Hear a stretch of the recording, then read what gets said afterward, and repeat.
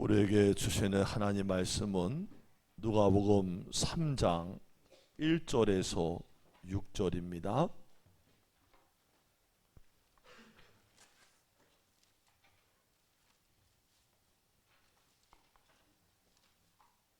누가복음 3장 1절에서 6절 다 찾았으면 아멘.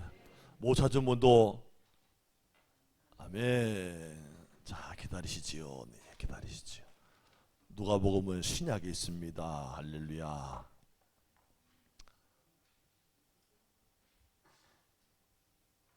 자, 1절부터 6절까지 저랑 한 절씩 교독합니다.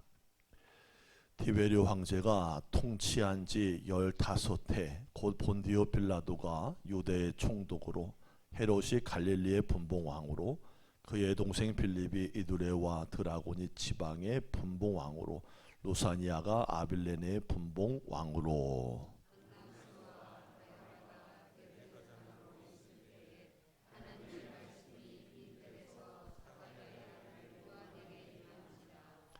요한이 요단강 부근 각처에 와서 죄사함을 받게 하는 회개의 세례를 전파하니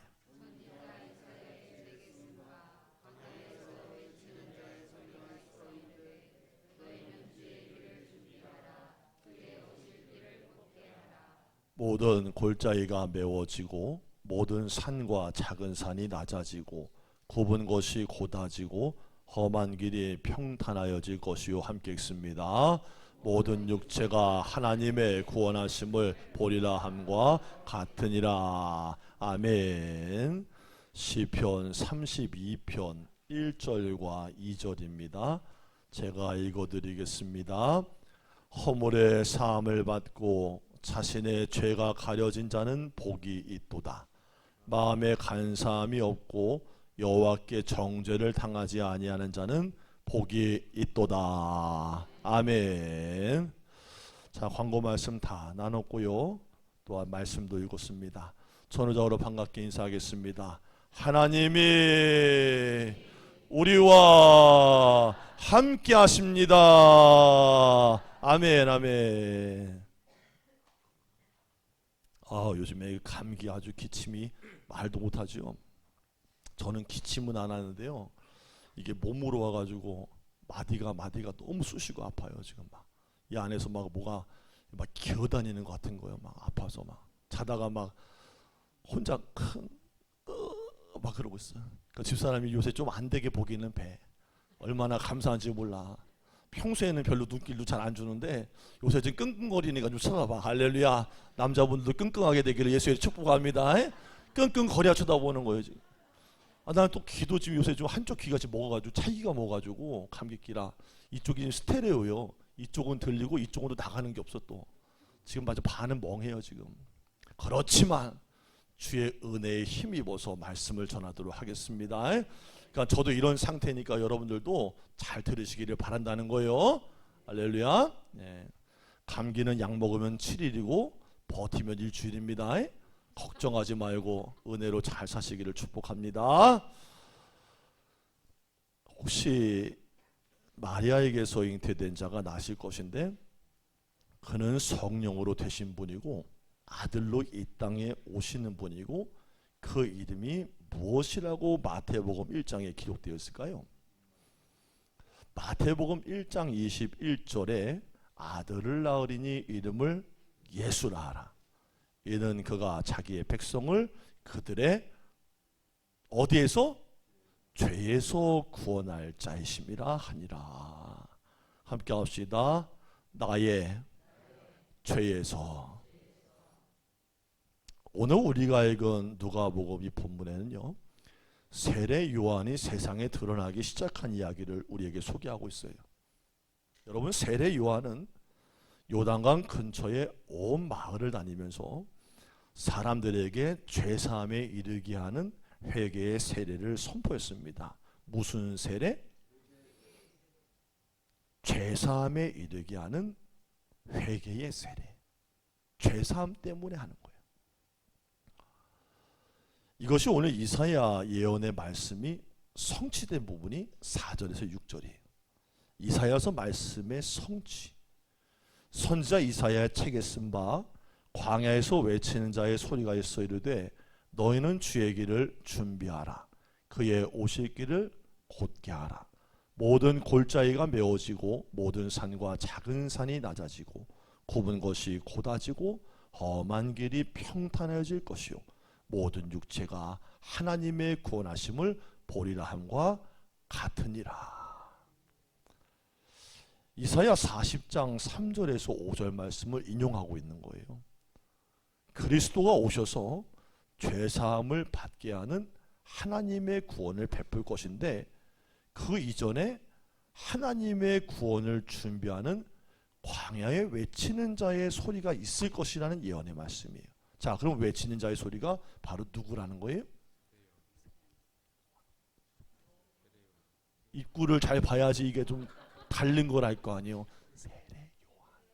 세례 요한이라는 거예요. 외치는 자의 소리, 세례 요한. 미리 보내는 거예요. 하나님의 말씀을 듣고 구원을 받는 것도 같은 이치예요. 나의 마음밭이 준비되어야 하는 것을 믿으시기를 바랍니다. 여러분 이 자리에 계신 분들 거의 다 농부들이시잖아요. 농부. 여러분 농부들이 농사를 지을 때 오면 겨울이 지나고 밭에 씨 뿌리는 봄철이 돌아왔다고 밭에 나가서 곧바로 씨를 뿌리는 것은 아니에요. 먼저 굳어진 땅을 갈아엎어요. 그리고 굵은 흙덩이를 곱게 부서뜨립니다. 돌이 있으면 그걸 다 제거해내는 거예요. 그리고 고랑을 파서 물이 빠지는 곳을 만들지요. 밭 모양을 만드는 거예요. 다지는 거예요. 그리고 나서 비로소 씨 뿌릴 준비가 된 거죠. 여러분 세례 요한의 사역도 이와 마찬가지라는 거예요. 장차 예수 그리스도께서 오셔서 사람들의 마음밭에다가 하나님 나라의 복음의 씨를 뿌릴 거라는 거예요. 그런데 하나님은 세례 요한을 먼저 보내셔서 사람들의 마음밭을 준비시키신다는 거예요. 그래서 오늘 누가복음 본문은 세례 요한의 사역을 3절에서 이렇게 소개하고 있습니다. 죄사함을 받게 하는 회개의 세례를 전파했다. 무엇을 받게 하는? 죄사함을 받게 하는. 바꿔 말합니다. 장차 예수 그리스도께서 오시면 사람들로 하여금 죄사함을 받게 할 것인데 먼저는 세례 요한이 세상을 향하여서 열심을 내던 사람들의 마음을 돌이켜서 하나님께로 그 마음을 향하게 한다는 거예요. 결국 세례 요한은 예수 그리스도를 통한 죄사함을 준비한 사람인 거예요. 저는 오늘 예수 그리스도를 믿음으로 말미암는 죄사함이 무엇이냐에 대해서 함께 은혜를 나눠보려고 해요. 여러분 우리가 몰라서 그렇죠. 세상을 살아가면서 복 중에 가장 큰 복이 있다면 그것은 바로 이 복입니다. 죄사함 받는 복. 마음으로 믿으시면 아멘. 세상 사람들한테 물으면 최고의 복이 뭡니까? 그러면 뛸 거 뛰고 없던 거 생기고 맞을 거 맞고 부자 되는 거요. 그럴 수 있어요. 그건 세상 사람 복이요. 그러나 그리스도 안에서 거듭난 믿음의 사람들의 최고의 복을 꼽으면 바로 죄사함을 받았다는 복이에요. 뒤집으면 이런 말씀이 되는 거예요. 우리가 세상을 살아가면서 저주 가운데 가장 큰 저주가 있다면 그것은 바로 이것입니다. 내가 죄인인 것을 모르고 사는 것. 이게 가장 큰 저주예요. 그런데 이거보다 더 큰 저주가 있어요. 그것은 나의 죄를 대속하기 위해서 하나님이 하나밖에 없는 아들 예수를 보내주셨는데 그 피 흘리실 사건 자체를 전혀 모른 채 그저 태어났으니 먹고 사는 건 줄만 알고 그냥 살다가 가는 거. 이게 가장 비참한 거예요. 여러분 지금도 얼마나 세상에 얼마나 열방의 세상 끝까지 복음이 전해지고 있어요. 미전도 종족들 있는 건 사실이지만요. 복음이 거의 다 들어갔습니다. 성경도 복음이 무지하게 많이 됐어요. 우리나라에 보면요. 호텔마다 성경책이 넘쳐납니다. 성경책이 없는 시골이 없습니다. 구석구석 다 있습니다. 이게 무슨 얘기예요? 복음이 그만큼 편만하게 다 펼쳐지고 들어갔다는 것인데 복음을 들어도 교회가 그렇게 많아서 말씀을 들어도 믿지를 못하는 것이 저주라는 거예요. 그렇다면 복음을 믿지 못하고 죄사함을 받지 못하면 왜 저주입니까? 하나님의 진노가 그 사람 위에 여전히 머물러 있기 때문이에요. 어떤 사람은요, 지진이나 기근, 전쟁이 나는 게 저주인 줄 알아요. 물론 그렇습니다. 그것도 저주의 한 부분이에요. 그러나 그러한 눈에 보이는 이 땅의 저주는 우리의 육체의 저주일 뿐입니다. 기껏해야 인생이 100년 지나면 끝나는 저주예요. 그러나 우리가 죽음 이후에도 영원히 제거되지 않는 죽음이 있다는 거예요. 저주가 있다는 거예요. 그것은 영적인 저주예요. 이 땅 사는 동안에 복음을 듣지를 못해서, 죄사함을 받지를 못해서 하나님의 진노가 그 위에 머물러 있다면 그것은 영원한 저주입니다. 로마서 2장 5절입니다. 다만 내 고집과 회개하지 아니하는 마음을 따라 진노의 날, 곧 하나님의 의로우신 심판이 나타나는 그날에 임할 진노를 내게 쌓는도다.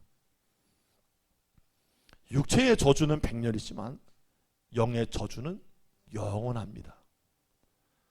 우리 주님 예수 그리스도께서는 십자가에 단번에 달려 죽으심으로 모든 인류의 죄를 다 사하신 거예요.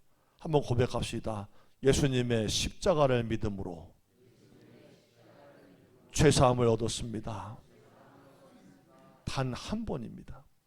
구약의 수많은 제사 동물의 피 흘림이 있었지만 그곳으로 해결되지 않는 모든 희생의 한 번 예수의 피값으로 죄를 지은 자들이 그 안에 들어가면 살게 되었다는 게 성경의 선언입니다. 그러니까 우리가 영원한 저주에서 구원받은 것은 바로 예수의 십자가의 피공로 때문이라는 거예요.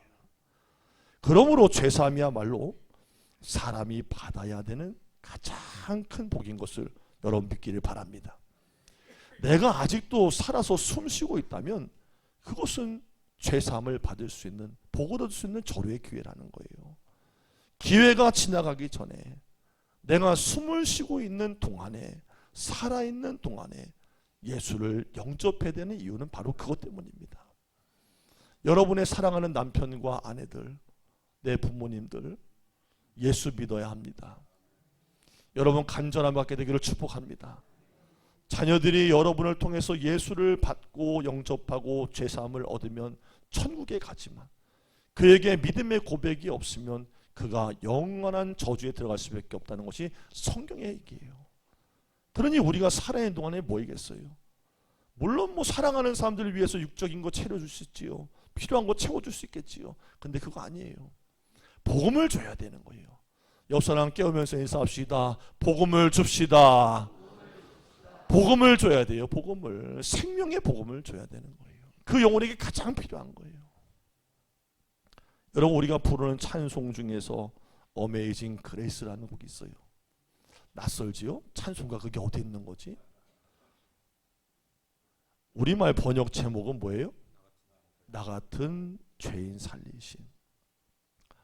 이 어메이징 그레이스는 기독교인뿐 아니라 기독교인이 아닌 사람들에 이르기까지 전 세계적인 애창곡이에요. 그 가사는 이렇습니다. 나 같은 죄인 살리신 주 은혜 놀라와. 잃었던 생명 찾았고 광명을 얻었네. 큰 죄악에서 건지신 주 은혜 고마워. 나 처음 믿은 그 시간 귀하고 귀하다. 이제껏 내가 산 것도 주님의 은혜라. 또 나를 장차 본향에 인도해 주시리. 거기서 우리 영원히 주님의 은혜로 해처럼 밝게 살면서 주 찬양하리라. 여러분, 가사를 가만히 음미해 보면요, 이게 읽기만 해도 야, 이런 가사가 머리로 짜낼 수 있는 건가라는 생각이 들어요. 이 가사는 하나님의 은혜를 받아야만 비로소 쓸 수 있는 가사예요. 이 곡을 작사한 존 뉴턴이라는 분이 1779년에 작사했던 곡이에요. 존 뉴턴은 한때 아프리카의 흑인 노예들을 영국에다가 실어 나르는 배의 선장이었습니다. 그러나 그가 은혜를 받고요, 복음을 받아들이고 그리스도인이 됐어요. 그리고 나중에는 목회자가 됩니다. 그리고 하나님의 은혜를 증거하고 했던 말 중에 이런 유명한 말이 있어요. 내가 천국에 가면 나는 거기서 3번 놀랄 것이다. 첫째는 내가 기대하지 못했던 사람들이 천국에 와 있는 것을 보고 놀랄 것이고, 둘째는 기대했던 사람이 천국에 없다는 것에 놀랄 것이며, 셋째는 내가 모든 것 중에 가장 놀랄 것인데 그것은 나 같은 죄인이 천국에 와 있다는 것이다. 이 존 뉴턴이 내가 죄인이라는 거, 그리고 나 같은 죄인이 죄사함을 받고 천국에 간다는 것이 얼마나 큰 복인가, 이것을 깨달은 사람이에요. 여러분, 존 뉴턴이 나이가 들고요 자꾸 잊어버리는 습관이 생겼대요. 근데 그럼에도 불구하고 후에 이런 말을 남겨요. 나의 기억은 이제 점점 희미해져 갑니다. 그러나 내가 기억하는 2가지가 있습니다. 하나는 내가 큰 죄인이라는 것, 또 다른 하나는 그리스도는 큰 구세주라는 것. 여러분, 이 2가지를 기억합시다. 나는 죄인입니다. 그리스도는 구세주십니다. 이건 절대 잊어버리면 안 된다는 거예요. 어떻게 이런 멋진 말 할 수 있을까 생각해 봐요. 은혜를 깊이 체험한 이유일 것이다 저는 믿습니다. 저와 여러분의 일생이 끝난 날까지 바로 이 고백이 나의 고백이 되기를 축복합니다. 얼마 전에 차를 타고 가고 있는데 제가 아내한테 했던 말이 있어요. 저희는 가끔 이렇게 은혜로운 말을 합니다. 여러분도 부부끼리 서로 은혜로운 말하기를 축복합니다. 하기를 축복합니다. 저희도 뭐 살아가는 얘기도 하고 서로 속상한 얘기도 하고 또 부모님 얘기도 하고 다 해요. 그런데 가끔 은혜로운 말을 해요. 왜? 너무 좋을 때, 은혜가 깨달아질 때. 제가 그랬어요. 지나 보니까 내가 한 것이 없었는데 하나님의 은혜가 우리의 삶에 늘 함께 하신 것 같아. 그래요. 그 집사람이 또 그래요. 맞아요. 우리가 말로 다 하지 못할 때도 도와주셨고 은혜를 입고 온 것이 사실입니다. 참 아름답지 않아요? 은혜를 알고 은혜를 나눌 수 있다는 거, 이게 감사한 거예요. 그러다가 말끝에 제가 문득 드는 생각이, 내가 무슨 죄를 짓고 살았지? 라는 생각이 드는 거예요. 내가 지은 것을 1-2가지 한번 생각을 해봤어요. 살면서 흔적이 나는 게 있잖아요. 저라고 늘 반듯하게만 살아왔겠어요? 잘못한 것도 있고 뒤틀린 모습도 있겠죠. 그게 문득 까맣게 잊었던 한 가지 일이 생각이 나더라고요. 뭐 40년도 더 된 거예요. 어릴 때 그냥 기억조차 못했던 죄라고 생각하는데, 하나님이 내가 죄인인 것을, 뒤틀린 존재라는 것을 깨닫게 하시려고 그랬는지 그것을 생각나게 하시는 거예요. 초등학교 3학년 때로 기억을 하는데 제 친구 중에 우철이라고 있었어요. 같이 한번 해볼까요? 우철아. 제 친구요, 우철이. 우철이 그러고 되게 친했는데 이 친구가 학교를 오가는 동네 친구라 둘이 바짝 붙어 지냈던 그런 때가 있었어요. 초등학교 때. 우철이가 삼형제가 있었어요. 첫째 형은 그 쌍절곤을 돌리는 운동하는 사람이에요.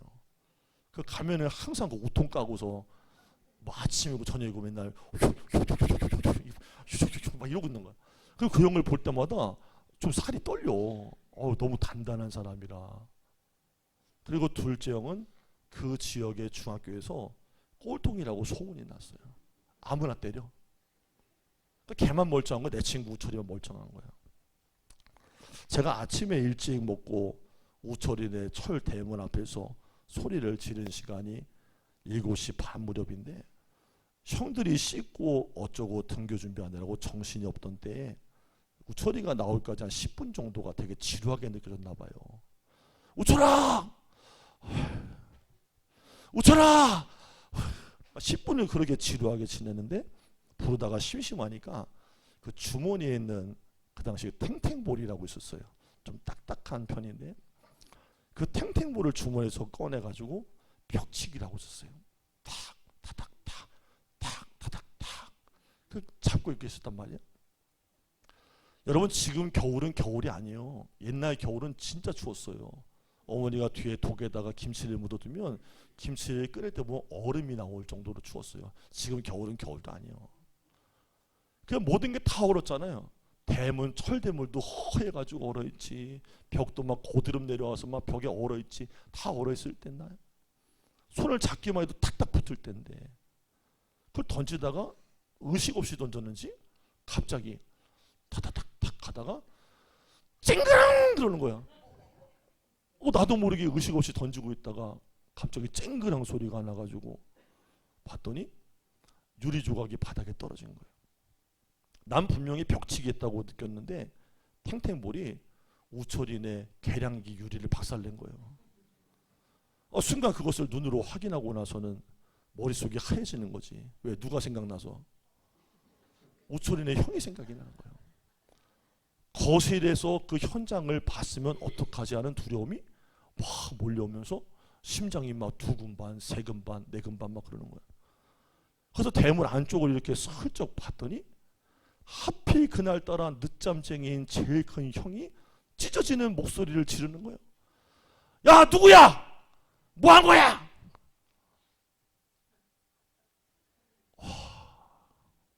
유리 박살나는 소리를 들은 거예요. 그러니까 순간 제 머릿속이 재빠르게 돌아가면서 살길을 찾았습니다. 형! 지나가던 배달 아저씨가 뭘 던지고 간 걸 내가 봤어! 오토바이 저 가네?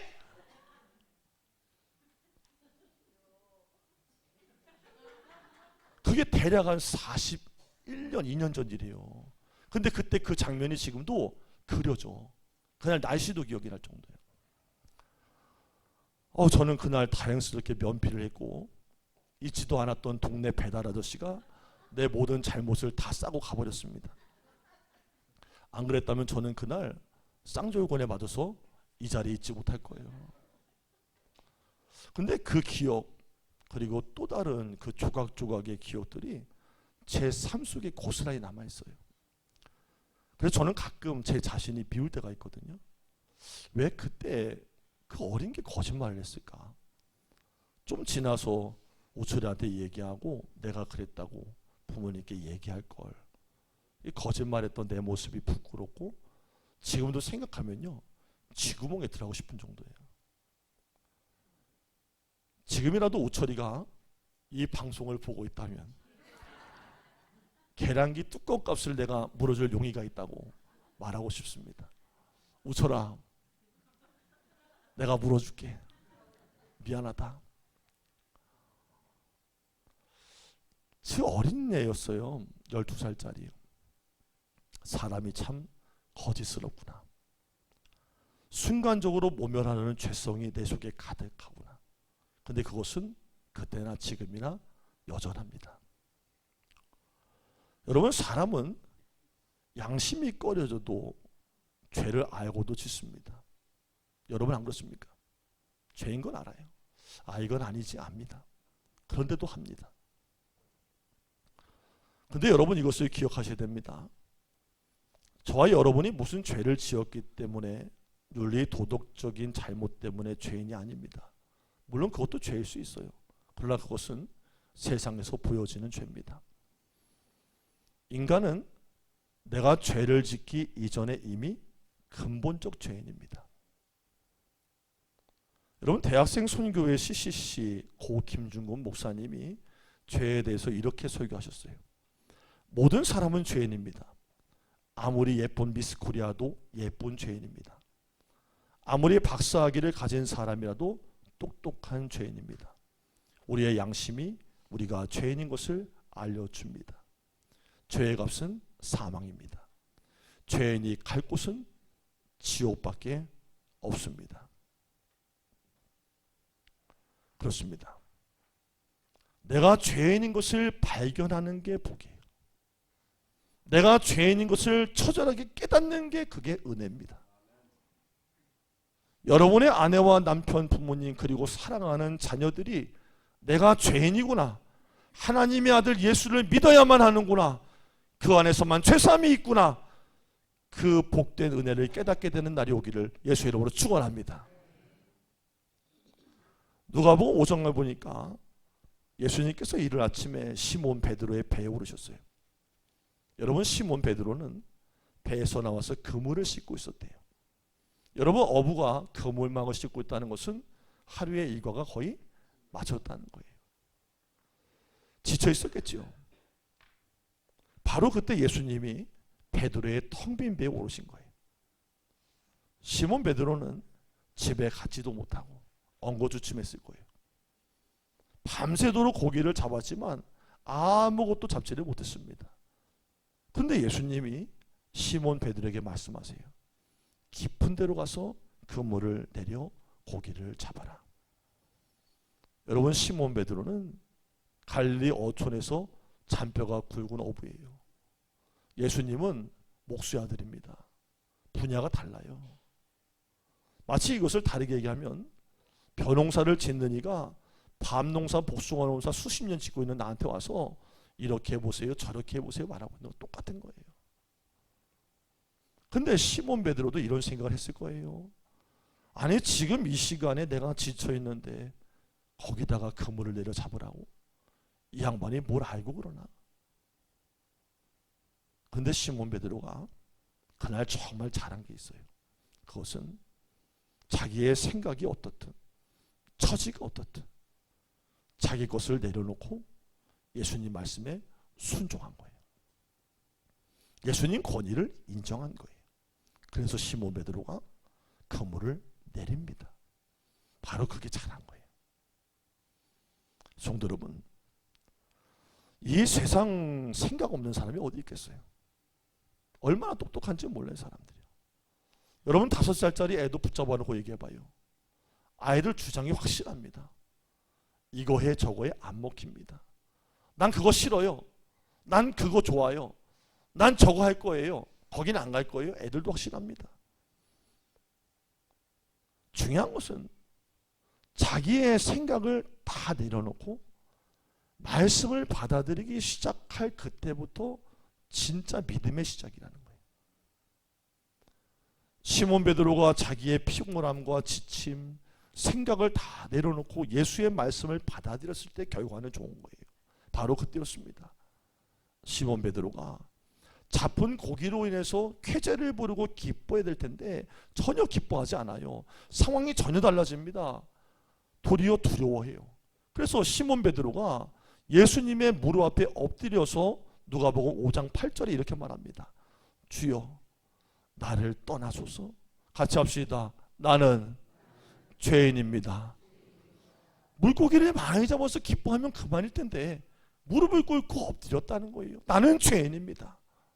시몬 베드로가 예수님께 자기는 죄인이라고 고백을 했다는 거예요. 어떻게 그 상황에 그런 고백을 할 수 있을까? 도대체 그에게 어떤 일이 일어난 걸까? 시몬 베드로는 예수님이 보통 사람이 아니라고 알았던 거예요. 주님이심을 깨달았던 거예요. 그래서 시몬 베드로가 예수님께 누가복음 5장 8절에 호칭을 불렀을 때 뭐라고 불렀어요? 라삐어라고 하지 않아요. 선생이여라고 하지 않아요. 주여라고 부르는 거예요. 주여, 나는 죄인입니다. 나를 떠나소서. 그러니까 시몬 베드로는 예수님을 알게 되자 자기가 죄인이라는 것을 확인한 거예요. 여러분, 이 세상에 73억 인구에서도요, 예수님을 만나기 전까지는 자기가 죄인인 것을 모릅니다. 교회를 다녀도 모릅니다. 성경을 읽어도 모릅니다. 그러나 성경 속에서 말씀하는 그 예수를 내가 만나야 그 앞에서야 내가 죄인이구나 라는 것을 깨닫게 된다는 거예요. 그때부터 신앙이 시작되는 거예요. 자기와 같은 죄인이 거룩하신 예수님과 함께 있다는 것이 도저히 감당할 수가 없었어요. 그렇습니다. 자기가 얼마나 큰 죄인인가를 알 때 하나님의 거룩하심을 알게 되는 거예요. 그 반대도 성립이 됩니다. 하나님의 거룩하심을 내가 알 때에 내가 얼마나 큰 죄인인가도 알게 되는 거예요. 그러므로 사람이 자기가 죄인인 것을 아는 것은 복입니다. 무엇보다 내가 죄인임에도 불구하고 우리 예수 그리스도께서 내 죄를 용서해 주셨다는 것을 알고 믿는 것이 더 큰 복인 줄로 믿습니다. 여러분, 대림절 이때 무엇을 기대하십니까? 아기 예수님께서 이 땅에 오셔서 세상은 틀이 달고 불빛을 밝히며 즐거워합니다. 그런데 우리는 압니다. 그분은 우리를 죄에서 구속하시기 위해서 오신 나의 주님이라는 것을 우리는 알고 있습니다.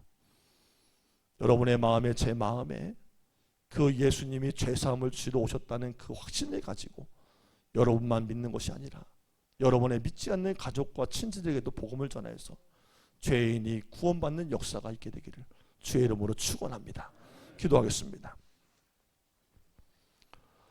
모든 인생에 예수 그리스도를 믿기만 하면 베푸시는 하나님의 사랑의 용서와 죄사함의 은혜를 누리는 성도들 되게 하시고 내 가족과 이웃들에게 영혼의 이 자유와 복된 소식을 전하여 생명을 얻는 역사 있게 하여 주옵소서. 감사함 예수님의 이름으로 기도드립니다. 아멘.